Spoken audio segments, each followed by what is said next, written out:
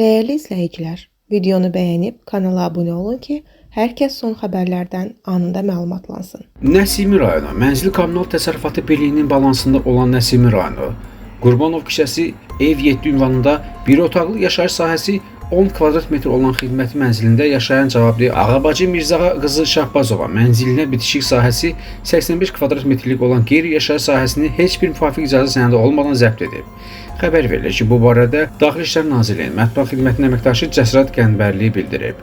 O qeyd edib ki, həmin şəxs zəbt etdiyi qeyri-yaşayış sahəsindən məhkəmə qərarı ilə çıxarılıb. Hazırda həmin şəxs müvafiq qərar olmasına baxmayaraq mübahisəni davam etdirir, əsaslı tələblər irəli sürür. Aidiyyəti üzrə araşdırmalar davam etdirilir. Həmin şəxslə bağlı qanunvericiliyə uyğun tədbirlər görülür.